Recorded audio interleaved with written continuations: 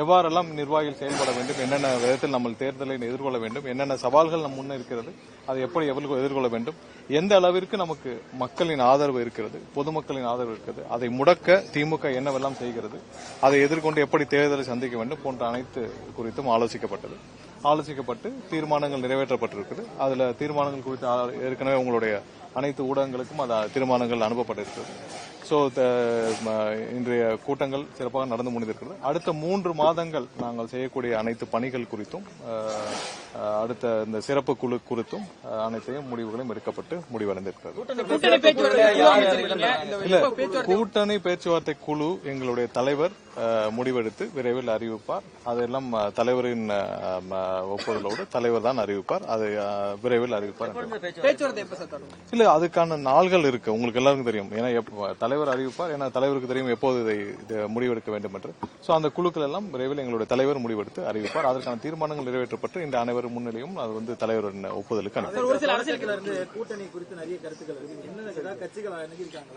இல்ல, நம்ம கூட்டணி குறித்து இன்னொரு தீர்மானத்திலும் குறிப்பிடப்பட்டிருக்கு. அதாவது எங்களுடைய தலைவரை முதல்வர் வேட்பாளராக ஏற்றுக்கொள்ளும் கட்சியுடன் மட்டுமே, அவர்கள் ஏற்றுக்கொண்டு வரும் கட்சிகளுடன் கூட்டணி அமைக்கப்படும். அதுபோல் கூட்டணி குறித்து பேச்சுவார்த்தை நடத்த குழுக்கள் அமைக்கப்படும். இதெல்லாம் முடிவெடுத்த பிறகு எங்களுடைய தலைவர் வாயிலாக இது அறிவிக்கப்படும். சோ கூட்டணி முடிவுகள் எதுவாக இருந்தாலும் தலைவர் வாயிலாக அறிவிக்கப்படும்.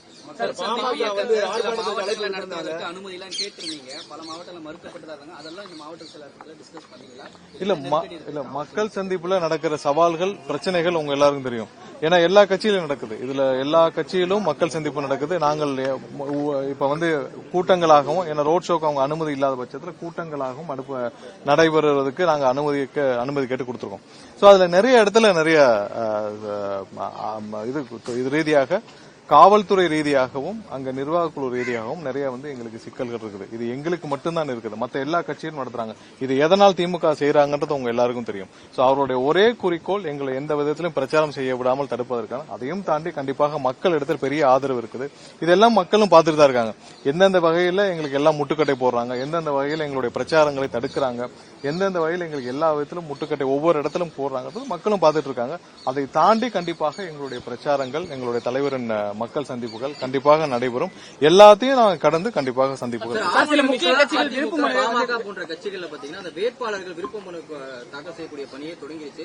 தாவேக்கால அந்த பணிகள் எப்ப? எனக்கு தெரிஞ்சு ஒரே ஒரு கட்சியில மட்டும்தான் இருக்கு. இதுக்கான டைம் இன்னும் நிறைய இருக்கு. இதுக்கு இன்னும் ஜனவரி, பிப்ரவரி மாசங்கள்ல பண்ணலாம். அது எங்க தலைவர் கண்டிப்பாக முடிவெடுப்பார். இன்று நம்ம மக்கள் முன்னாடி இருக்கிற சவால்கள் நிறைய இருக்கு. நம்ம கண்டிப்பாக அதை கொண்டு போய் மக்கள்கிட்ட சேர்க்கணும். ஏன்னா இன்னைக்கு திமுக செய்யும் ஊழல்கள், திமுகவிடம் இருக்கும் அனைத்து பிரச்சனைகளும் நம்ம மக்கள்கிட்ட கொண்டு போய் சேர்க்க வேண்டிய கட்டாயத்தில் இருக்கிறோம். அது அனைத்து குறித்தும் இன்னைக்கு டிஸ்கஸ் பண்ணப்பட்டுச்சு. மக்கள் பிரச்சனைகளை எதிர்கொண்டு நம்ம சந்திக்க வேண்டும். ஏன்னா இன்னைக்கு ஒரு வாரமா பார்த்துட்டு இருப்போம். இந்த ஒரு வாரத்தில் பெரும்பாலும் ஊடகங்கள் கவர் செஞ்சது என்னன்னு பாத்தீங்கன்னா, திரு கே நேரு அவர்களின் ஊழல் பற்றி அமலாக்கத்துறை எழுதிய கடிதம் பற்றி. சோ இதுவரை திமுகவிடம் வந்து எந்த பதிலும் இதுவரை அவர்கள் வாயும் திறக்கவில்லை, எதுவும் சொல்லவில்லை. இது போன்ற விஷயங்களை கண்டிப்பாக மக்களிடத்தில் கொண்டு போய் சேர்க்க வேண்டும். ஏன்னா மக்களுக்கும் இது தெரிந்து கொள்ள வேண்டும். சாதாரணம் இல்ல, 1 கோடி 2 கோடி இல்ல, 1000 கோடி 2000 கோடி அளவிற்கு ஒரு துறையில் மட்டும், ஒரு அமைச்சரிடம் மட்டும் நான் பிடிபட்டு இருக்குன்னு சொல்லிட்டு 2 கடிதங்கள் அமலாக்கத்துறை அனுப்பியிருக்காங்க. இதுவரை இது சம்பந்தமாக முதல்வர் தரப்போ இல்ல யாருமே இதுவரைக்கும் வாயே திறக்கவில்லை. ஒன்னு ஆமான்னு சொல்லுங்க, இல்ல இல்லன்னு சொல்லுங்க. ஒன்னு ஆமா எங்களுக்கு கடிதம் வந்திருக்குன்னு சொல்லுங்க, நாங்க நடவடிக்கை எடுக்க மாட்டோம் சொல்லுங்க, இல்ல எங்களுக்கு கடிதம் வரவில்லைன்னு சொல்லுங்க. ஏற்கனவே ஒரு அமைச்சர் கைது செய்யப்பட்ட போது தொட்டுப்பார் சீண்டிப்பார்னு வீடியோ அமைச்சாரு முதல்வர். சோ இப்ப ஏன் அதே மாதிரியான இப்ப வந்து அமலாக்கத்துறையிலிருந்து 2500 இது வந்து பணி நியமனங்கள்ல ஊழல் நடந்திருக்குன்னு அமலாக்கத்துறை முதல் கடிதத்தில் சொன்னதாக செய்தி குறிப்பில் வந்திருக்கு. அது இல்லாமல் 1000 கோடி அளவுக்கு ஊழல் செய்ததாக அந்த ஊரக உள்ளாட்சி துறையில எல்லா இடத்திலும் ஊழல் நடந்திருப்பதாக 2வது கடிதம் அனுப்பப்பட்டதா ஊடகங்கள் எல்லாத்திலும் வந்திருக்கு. சோ இது சம்பந்தமாக இதுவரை ஏன் முதல்வர் தரப்புல இருந்து ஒரு வார்த்தை கூட வரவில்லை. ஏன்னா இதுல சாதாரணம் இல்ல, ஒருத்தர் ஏன்னா இந்த உத்தரவுகள், அந்த நியமன உத்தரவுகளை வழங்கியதே முதல்வர் தான். இதுல இன்னும் ஊடகங்கள்ல பல இடத்துல பார்த்தப்ப பார்ட்டி ஃபண்டுன்னு கலெக்ட் பண்ணிருக்காங்க. அதாவது திமுகவிற்கு பார்ட்டி ஃபண்டுன்னு. திமுக பார்ட்டி ஃபண்டுனா எங்க அங்க இருக்கிற ஒன்றிய செயலாளர், நகர செயலாளர் கிடையாது. திமுக தலைமையின் பெயரை சொல்லி திமுக தலைமைக்கு பார்ட்டி ஃபண்டுன்னு சொல்லி தான் கலெக்ட் பண்ணிருக்காரு நேரு அவர்கள், அவருடைய சார்ந்த பிஏக்கள்னு. சோ இதெல்லாம் துரிதமாக நடவடிக்கை எடுக்க வேண்டிய விஷயம், சாதாரணமா இல்லை. ஏன்னா இந்த துறையிலும் தான் மக்களுக்கு நேரடியாக பாதிக்கப்படுது. ஏன்னா 4000 கோடி 5000 கோடி இன்வெஸ்ட் பண்ணி வடிகால் பணிகள் நடந்திருக்கு. 4.5 வருஷமா நீங்களும் ஊடகங்கள்லாம் கேட்டுட்டு இருப்பீங்க. 90% முடிஞ்சிச்சு, 85% முடிஞ்சு, 40% முடிஞ்சுன்றாங்க. இது வரைக்கும் எங்க நடந்தது, என்ன முடிஞ்சதுன்னு தெரியல. ஏதாவது ஒரு ஏரியால ஆமால் வடிகால் பணி இந்த இடத்துல முடிஞ்சிருக்கான்னு, அப்ப அந்த பணிகள்ல எவ்வளவு ஊழல் நடந்திருக்கும்? இதுவரை அந்த துறையில 2 விஷயத்துல மட்டும் தான் அவங்க அமலாக்கத்துறை கொடுத்திருக்காங்க. அப்ப அந்த துறையில நடந்த எல்லாவற்றிலும் இதே மாதிரி ஊழல் நடந்திருக்கான்னு தெரியல. இது ஒரு அமைச்சரவை மட்டும். இது மாதிரி இருக்க அனைத்து அமைச்சரவைகளிலும் எத்தனை லட்சக்கணக்கான ஆயிரக்கணக்கான கோடிகள் ஊழல் நடந்திருக்குன்றது நம்ம எல்லாம் கண்டுபிடிக்க வேண்டிய கட்டாயத்தில் இருக்கோம். இதெல்லாம் மக்கள்கிட்ட கொண்டு போய் சேர்க்க வேண்டிய கட்டாயத்தில் இருக்கிறோம். இதை மற்றவர்கள் செய்வார்கள் இல்லையா, கண்டிப்பாக தமிழக வெற்றி கழகத்தின் சார்பாக எங்களோட நிர்வாகிகள் இல்ல. இதுல வழக்கு விசாரணை எப்படின்னா, இது ஊடகத்தில் அமலாக்கத்துறை அனுப்பியிருப்பதாக ஊடகத்தில் வந்துள்ளது. இது சம்பந்தமாக விளக்கம் கொடுக்க வேண்டியது கண்டிப்பாக மாநில அரசு முதல்வர் தரப்பிலிருந்து விளக்கம் கொடுக்க வேண்டும். ஏன்னா அனுப்பிச்சிருக்கு, டிஜிபி அமைச்சிருக்கேன்றாங்க, விஜிலன்ஸ் அமைச்சிருக்கேன்றாங்க, அது இல்லாமல் மற்ற துறைகளுக்கு அமைச்சிருக்கேன்றாங்க, ஹோம் செக்ரட்டரிக்கு அமைச்சிருக்கேன்றாங்க. இதில் வழக்கு தொடுக்கணும்னா ஒன்னு இடி தொடுக்கணும் வழக்குகள், இல்லன்னா அந்த ஆவணங்கள் யாரிடம் இருக்கோ அவர்கள் வழக்கு தொடுக்கலாம், யாரு பாதிக்கப்பட்டார்களோ. ஆனால் இதிலிருந்து என்னைக்கும் தப்பிக்க முடியாதுன்ற மட்டும் இவர்கள் தெரிந்து கொள்ள வேண்டும். வேணா ஒரு மாசம் தள்ளி போடலாம், ஒரு வாரம் தள்ளி போடலாம், 2 வாரம் தள்ளி போடலாம். ஒன்னே ஒவ்வொரு நாளும் காலம் தாழ்த்தும் போது ஒவ்வொரு நாளும் சாட்சிகள் மறைக்கப்படும். எப்படி ஒரு சில பெரிய பெரிய கேஸ்ல, அந்த கொடைநாடு கேஸ்கள்லாம் எவ்வளவு பேர் மர்ம மரணங்கள்ல போய் முடிஞ்சது. அது மாதிரியான விஷயங்கள் இதுலயும் நடக்கக்கூடாது. விரைவாக இதுல விசாரணைகள் தொடங்கப்பட வேண்டும். ஏன் நீங்க தான் உங்களுக்கு மேல தவறு இல்ல, நாங்க எந்த தப்பும் செய்யலன்னா வழக்கு உங்க டிவிஎஸ்சில தானே வழக்கு தொடுக்க போறீங்க. டிவிஎஸ்சில வழக்கு பதிவு செய்து நீங்கள் விசாரிக்க அவர்கள் ஆவணங்களை கொடுத்துள்ளதாக இடி சொல்லியிருக்காங்க. சோ அதை நீங்க எடுத்து விசாரிக்கிறதுல உங்களுக்கு என்ன பிரச்சனை இருக்கு?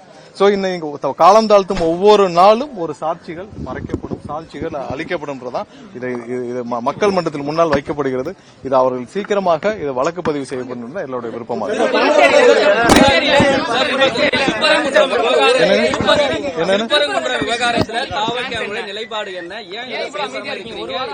இல்ல ஒரு விஷயம் அதுல கோர்ட்ல பெண்டிங் இருக்கு, கோர்ட்ல ஆன உத்தரவுகள் பெண்டிங் இருக்கு முதலாவதாக. அடுத்ததாக இது திமுக ஒரு வாரமா ஆர்டர் போட்டு 3 நாட்களாக திமுக ஏன் வெயிட் பண்ணிட்டு இருந்தாங்க? வெயிட் பண்ணி ஒரு தரப்புல இருந்து கூட்டங்கள் அதிகமாகுது, எல்லாம் சட்டம் ஒழுங்கு சீர்கேட்ட வரைக்கும், அது 6 மணி வரைக்கும் ஏன் வெயிட் பண்ணாங்கன்னு தான் தெரியல. அடுத்ததா என்னன்னா, திமுக தரப்பான அரசு வழக்கறிஞர் 6 மணி வரைக்கும் எங்களுக்கு டைம் இருக்கு, நாங்கள் விளக்கை ஏற்றுவோம் சொல்லி ஒரு தவறான தகவலை கோர்ட்ல சொல்லியிருக்கிறார். இது போன்ற பல விஷயங்கள் நீதிமன்றத்தில் அவர்கள் தவறான வாதங்களை வைத்தது. ஏன்னா எதுக்காக ஒரு அரசு வழக்கறிஞர், திமுக அரசு வழக்கறிஞர் கோர்ட்ல, ஏன்னா நீங்க ஒண்ணு இல்லன்னு சொல்லிருக்கணும், ஆமான்னு சொல்லிருக்கணும். 6 மணி வரைக்கும் அரசு வழக்கறிஞர் எங்களுக்கு டைம் இருக்கு, நாங்க விளக்கேற்றோம் சொன்னனாலதான் இவ்வளவு கூட்டம் கூடிச்சோ என்ற சந்தேகம் எல்லாருக்கும் ஏற்படுது. சோ தவறான தகவலை இந்த அரசே இப்படி ஒரு அசாதாரண சூழ்நிலை கிரியேட் பண்ணிச்சுன்னு தான் நாங்க நினைக்கிறோம். கண்டிப்பாக இதை அவர்கள் முன்னாடியே தடுத்து நிறுத்திருக்க முடியும். எப்பயுமே ஒரு பின்பற்றப்படுற ஒரு முறைகளை அவர்கள் எப்பவும் மாற்ற வேண்டிய அவசியம் கிடையாது. இல்ல இதுல நீதிமன்றம் 3 நாட்கள்ல அவங்க நீதிமன்றத்தில் 3 நாட்கள் ஆணை பிறப்பிக்கப்படும் வச்சிருக்கு. நிறைய இடத்துல நீதிமன்றங்கள் மீது நாங்கள் எப்பயுமே நீதிமன்றத்தில் பெண்டிங் இருக்கப்போ இதை டிஸ்கஸ் பண்ண வேண்டாம் நினைச்சோம். ஆனால் இப்பவும் இதில் நீதிமன்றத்தில் இன்னும் பெண்டிங் இருக்கு, வரட்டும், அப்புறம் பேசிக்கலாம். வேற ஏதாவது இல்ல நீதிமன்றங்களுடைய விவகாரத்தில் நம்ம தலையிட வேண்டாம், அது வரட்டும், அப்புறம் பாத்துக்கலாம். கூட்டத்தில் கட்சியின் தலைவர் வருவார்னு எதிர்பார்த்தாங்க, கட்சி தலைவர் நீங்க வருவார்னு எதிர்பார்த்தாங்க, தலைவர் வரல. இல்ல கட்சி தலைவர் வரதா இருந்தா அறிவிக்கப்படும். நீங்க சொல்லுங்க. கூட்டணி நிலைப்பாட்டுல உறுதியா இருக்கு, கொள்கை எதிரி, அரசியல் எதிரி கூட இல்ல தெளிவா சொல்லியாச்சு. இன்னைக்கு இருக்க தீர்மானத்துல வரைக்கும் தெளிவா சொல்லியாச்சு. அப்புறம் என்ன சந்தேகம் இருக்கு? வேற ஏதாவது கேள்வி?